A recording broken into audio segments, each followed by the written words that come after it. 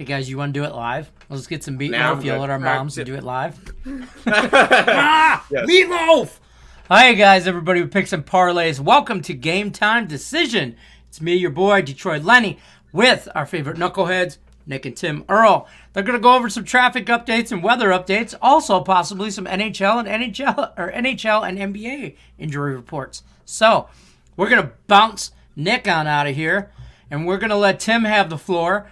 Tim's going to go over all of your weather and NBA injury report updates. Tim, take it away, sir. Well, it's a cold, rainy day here in Greenville, but in all reality, we're going to go over some NBA stuff because this is what you guys are here for. We'll start off in that Philadelphia and Detroit game. Joel Embiid is probable to play today. He intends to play with a knee problem, which is good because that's pretty much all they've got at this point. Tobias Harris, as we mentioned yesterday, has COVID-19. He is not vaccinated. He has to he is vaccinated. He still has to sit out 10 days after the last symptom. So he's going to be out for a little bit in this case. Other than that, not really else much going on in that game. A little bit of a switch up in this Utah and Atlanta game because with one of the injuries. But Donovan Mitchell remains questionable for today's game with a right ankle sprain. I'm going to guess that he's going to be playing. If he was out, they would probably ruled him out by now. Another one, I only mentioned bring the next one up because during the ESB show, we had him ruled out.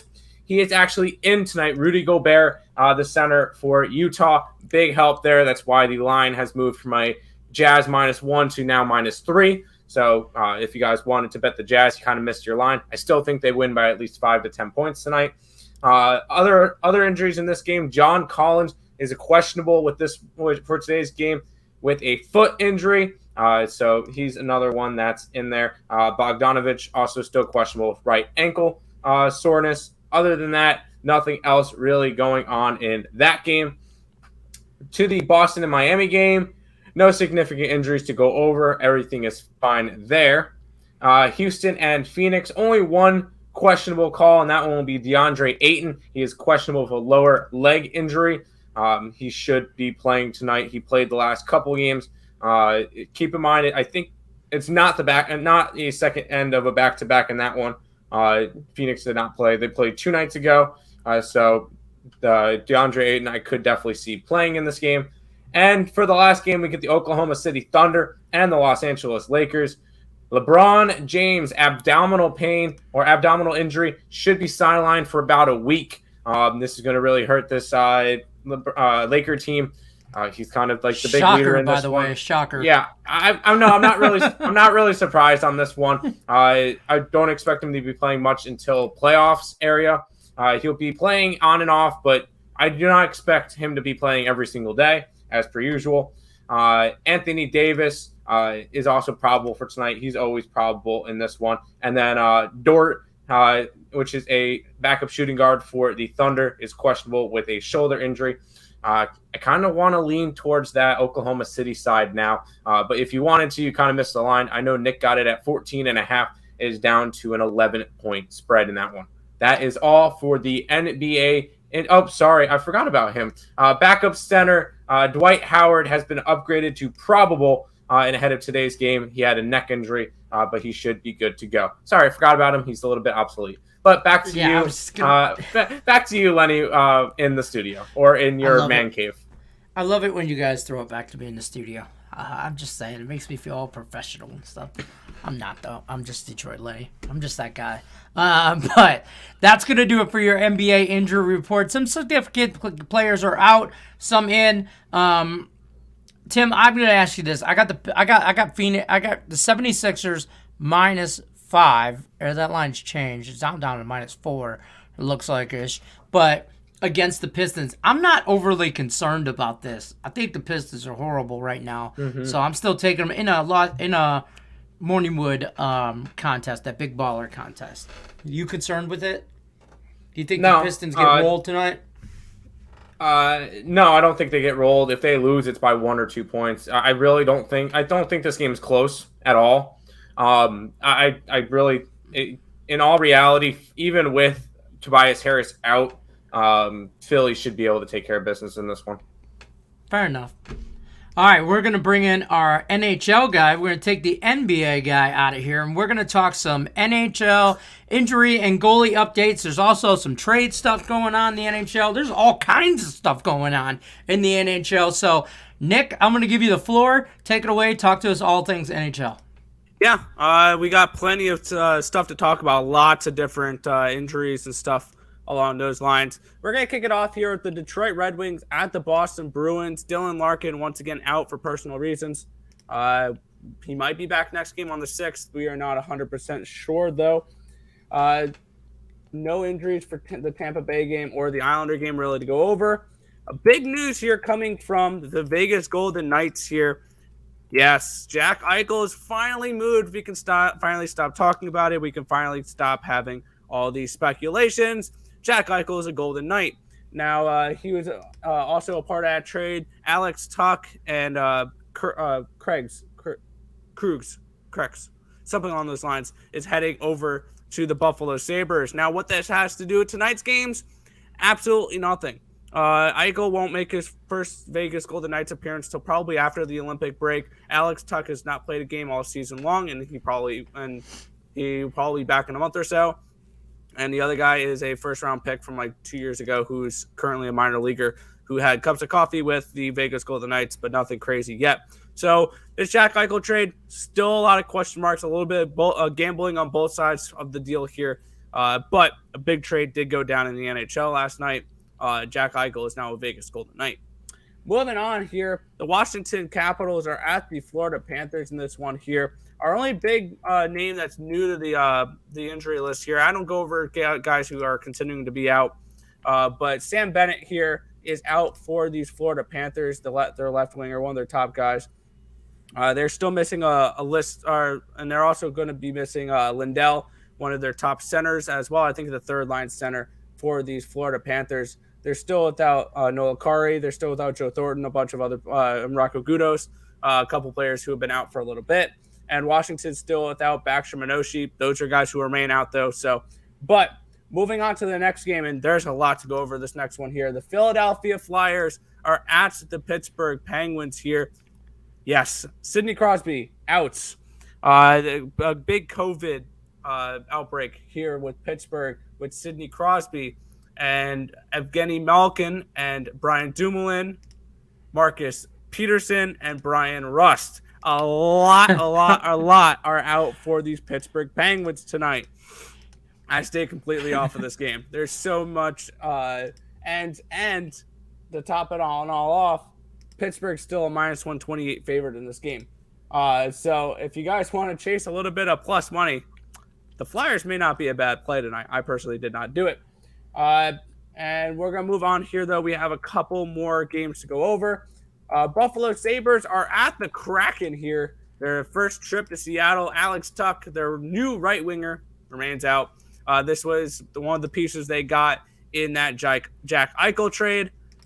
He's been out all season long. I just threw him in there because he's new to the Buffalo Sabres, and he's going to be out for a little bit here, but it's a new name that I needed to throw in there. On our final game here, the St. Louis Blues are at the San Jose Sharks. I mentioned this yesterday, and it comes into play today. Ville Husso, the backup goalie, is out for the St. Louis Blues. With Binnington playing last night in a shootout loss against the LA Kings. I had the Kings in that game. We're fading the Blues once again tonight. They are going to have Joel Hofer in net, making his season debut for these St. Louis Blues. And it's going to be kind of interesting to see what he does. I'm on the Sharks as well, even though the Sharks do have their own problems here, but we're getting plus money to fade a third-string goalie.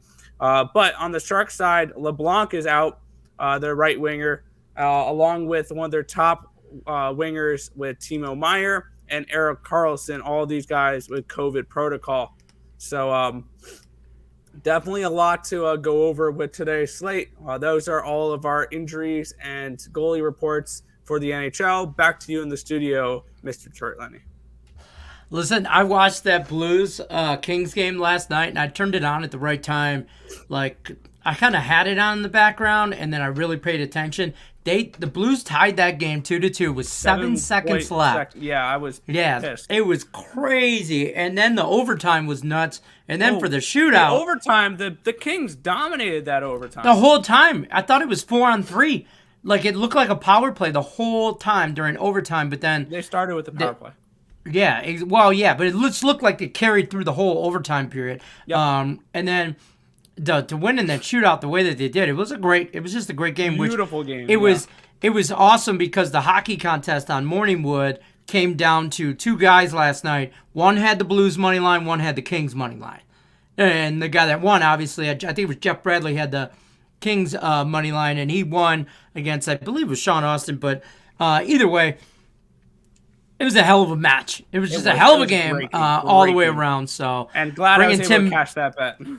Yeah, right. Bringing Tim back in, go over some chat situations. You know, guys, Richie P already hit the like button, but Richie P does have a question. Mm-hmm. This is for Tim. What about the Heat Celtics under 213.5? Sure, why not? You are getting the Celtics on the second leg of a back-to-back, and you've seen both these teams. I mean, neither one of them are necessarily trending under or over. The Celtics are 4-4 over/under record, 3-4 over/under record for the Heat. So not really anything crazy to go off for that one. But yeah, I can expect a defensive game and Celtics to have a little bit of a slower time. I'm on the Heat. Fair enough. Richie P also asks us for Nick. Islanders, Sabres, Wings, Flyers. All right. Islanders, I have the first period under. That's, I believe, 6-1 in Islanders games this year, so I'm going to ride that. Sabres, give me the opposite side. Release the Kraken. I got that at -160. It's now up to -198. Definitely a big line movement there with the Sabres. Red Wings, the only way I can attack that game is taking the Red Wings plus a goal and a half. Flyers, I mean, at this point, yeah, why not? Fair enough. Doug says he just heard that Embiid is game time decision. That's the show. Yes. The show is game time decision. Yeah, Embiid, knee injury, intends to play. So it's a yes until you hear a no. There is some NFL action. Yeah, that's true. But it's the Pistons, my bad. Well, that's true as well. By the way, I believe the 76ers could beat the Wings on the hardwood floor and possibly on the ice. Ninja says the Colts minus that 10. I think it's 10.5. I know we didn't talk too much NFL, but thoughts quickly, both of you guys, on the Jets-Colts game. I'm on the Colts first half -6 and the team total under for the Jets at 17.5. Fair enough. Tim, you're in the same bandwagon, I'm assuming? Yes, I am. Yeah. Richie P says the Rockets plus or Suns, the points. Under. That's like a 10-point spread. I really don't like a side in that one. I like the under. I liked the Thunder yesterday. I don't like them today. Side note, speaking of 10-point spreads. Brandon says, I'm here. How are you? I'm taking the Rockets today against the Suns. Yeah, the Suns haven't been playing great. So, I mean, it would be a lean towards them, but that's still a little bit much. Yeah. Arthur says, what's the best under in hockey tonight, Nick Earl? New York Islanders. Yes. Islanders? Islanders and Stars, but you're paying some pretty decent juice for that.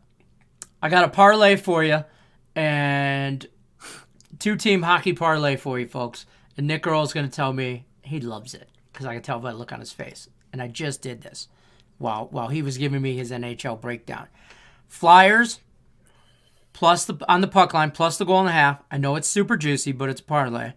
And then I also took the Sabres for Tim, plus the goal and a half on the puck line, and it's like -140-ish. So I like the Sabres. I like the Sabres tonight. I do. I like them on the puck line against the Kraken. Kraken play a low-scoring game. It's going to be a one-goal game. And I like the Flyers because I just hate Pittsburgh in general. So, I like it. I should have threw the Wings on there, but I didn't want to be a homer. I will say for the hockey contest, I do have Buffalo Sabres plus a goal and a half as my hockey pick. Nice. But I'm not going as far as going Sabres for the cup. Erica Taylor says she's on the Flames unders, Flame under, Islanders under, cash it. Yep. Run it. I'm on the first period under with the Islanders because I can see a couple of second period goals and it going over late. But both these teams, the Islanders haven't played in 5 days, so I think they're going to come out slow, and the Canadiens don't really score goals. So fair enough. Brandon says he's out of the Houston Rockets today. I'm not sure. He asked us about him, and I just said I like the under instead. Fair enough. I just have no. If you like the play, I'm not talking you off of it. That's not what I'm saying. No, but I'm on the under. Listen, we wish you the best of luck unless you're against us. Exactly. That's our motto around here. So, Marco says, "What's up, guys? Let's get it. Let's cash tonight. Hit the like button, people. Show some appreciation. Subscribe and share. Show some love to the Three Kings." It brings me to some housekeeping issues. If you guys have not already, you should be members of Morningwood's Facebook group page. It's facebook.com/groups/Morningwood Picks. Just over 900 members. We're trying to get to 1,000. Huge giveaways at that point. Allie would love it if we got to 1,000 members.